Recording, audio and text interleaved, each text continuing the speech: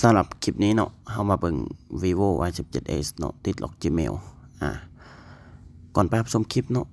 เหมือนเดิมนะอย่าลืมกดไลค์กดแชร์กดติดตามเนาะเพื่อเป็นกำลังใจในการเฮ็ดคลิปครั้งต่อๆไปด้วยนะฮะ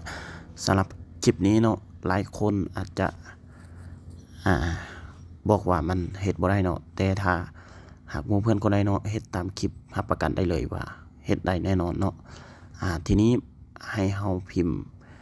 คำว่า www เนาะ .youtube.com เนาะ.youtube.com พิมพ์ตามนี้เลยเนาะ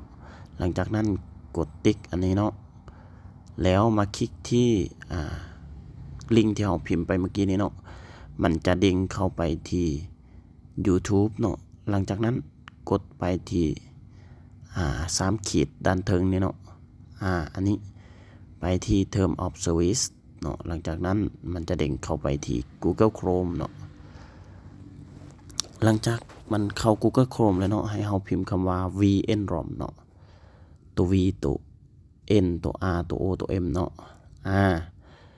หลังจากนั้นมันจะเข้าหน้านี้เนาะไปที่ Setting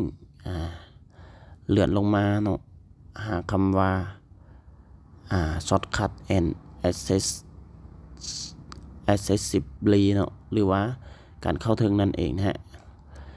เราต้องเปิดอันนี้ป้าไว้เนาะเพื่อว่ากรณีที่มันเด้งเข้าหน้าที่มันล็อก Gmail เนาะให้เราใช้ Google Assistant ตัวนี้เพื่อเป็นทางลัดในการเข้าการตั้งค่าเนาะหลังจากนั้นไปที่การตั้งค่าทั่วไปที่โคลนโทรศัพท์เนาะหลังจากนั้นให้เราเลือกตัวนี้เป็นโทรศัพท์อุปกรณ์ใหม่เนาะหลังจากนั้นเอาเครื่อง vivo อีกเครื่องนึงมาเนาะส่วนใหญ่จะใช้เป็น vivo เนาะแล้วก็ไปที่ Google Play Store หลังจากนั้นค้นหาคำว่า Activity Launcher เนาะตัวนี้เลยเนาะเบิ่งไอคอนตัวนี้เนาะกดดาวน์โหลดเนาะอันนี้เราทำการดาวน์โหลดไว้แล้วเนาะหลังจากนั้นเปิดeasy share เนาะแล้วก็กดไปที่อันนี้เป็นโทรศัพท์เครื่องเก่าเนาะหรือว่าอุปกรณ์เครื่องเก่านั่นเองฮะแล้วก็เอาโทรศัพท์เครื่องใหม่เนาะมาสแกน QR code ตัวนี้เนาะเพื่อที่จะทำการคัดล็อกแอปพลิเคชันต่างๆเนาะให้เราคัดล็อกตัวนี้เลยเนาะตัวเดียวกดถัดไปหลังจากนั้นกดตกลงเริ่มโคลนเดี๋ยวนี้มันก็จะโคลนให้เรา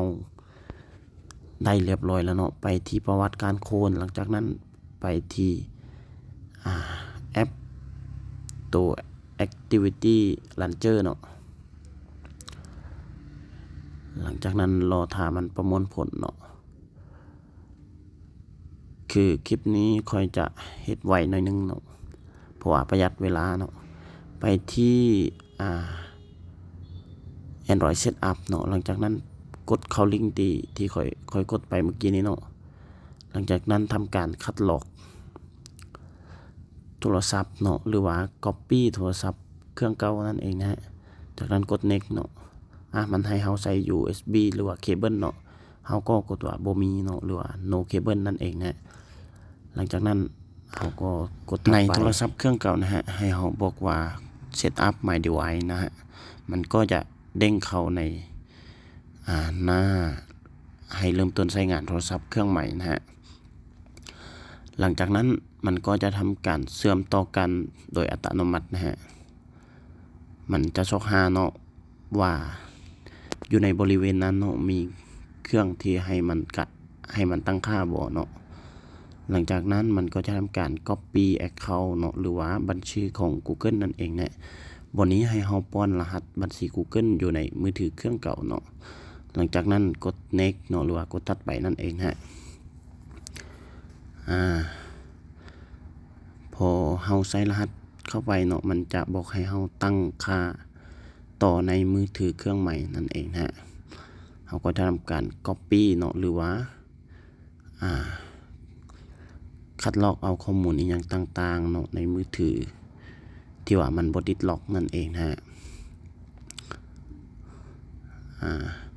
ขั้นตอนนี้เนาะก็จะใช้เวลาหน่อยนึงเนาะในการไปคัดลอกข้อมูลต่างๆ แต่ว่าเราก็ต้องทำการรอเนาะรอมันกดสอบอีหยังต่างๆเนาะเพื่อให้มันเสร็จสมบูรณ์เนาะอันนี้เราก็จะทำการย้อนกลับก่อนเนาะหลังจากนั้นกด Escape เนาะบ่ได้ที่มันให้เราข้ามเนาะเราก็จะทำการกดข้ามไปเนาะบ่ต้องไปตั้งค่ามันเนาะมันจะเด้งเข้าหน้านี้อีกครั้งหนึ่งให้เราไป Active หรือว่า Activate มันอีกเทื่อนึงเนาะสำหรับคลิปนี้ก็จะเป็นการปลดล็อก Vivo บางรุ่นเท่านั้นเนาะบ่หมายความว่าคลิปนี้จะจบงานทุกๆรุ่นเนาะก็คือบางรุ่นก็สามารถที่จะปลดแบบวิธีนี้ได้เนาะแต่สำหรับบางรุ่นก็บ่สามารถปลดได้เช่นเดียวกันเนาะ